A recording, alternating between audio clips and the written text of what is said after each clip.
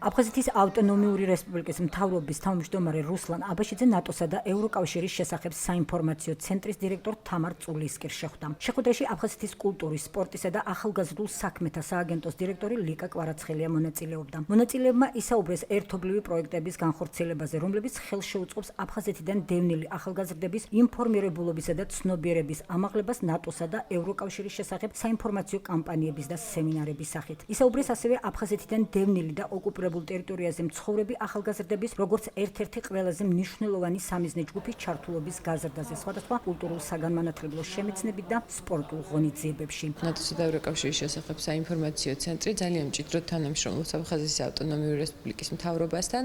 ჩვენ წინა რამოდენიმე კვირაშიც განვახორციელეთ რამოდენიმე ერთობლივი პროექტი და ეხლა სამომავლოდ ზუსტად ვისაუბრეთ იმ საკითხებზე, თუ როგორ შეიძლება უკეთ მივაწოდოთ ინფორმაცია ნატოსა და ევროკავშირის შესახებ იძულებით გადაადგილებულ ახალგაზრდებს, რამე თუ ისინი განსაკუთრებული გამოწვევების წინაშე დგანან, იქნება ეს თქვა ცრუ ინფორმაციების კუთხით თუ სხვა.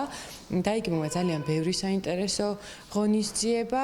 კარგი ურთიერთობა ჩამოგვიყალიბდა ნატოს საინფორმაციო ცენტრთან, თანამშრომლობის კუთხით, რამოდენიმე ღონისძიება და ინიციატივა განხორციელდა ამ პერიოდში. არის რამოდენიმე კონკრეტული ინიციატივა ჩამოყალიბებული და ჩვენ ახლა აქტიურად მუშაობთ იმისათვის, რომ ჩვენ ეს ინიციატივები განვახორციელოთ უახლოეს მომავალში.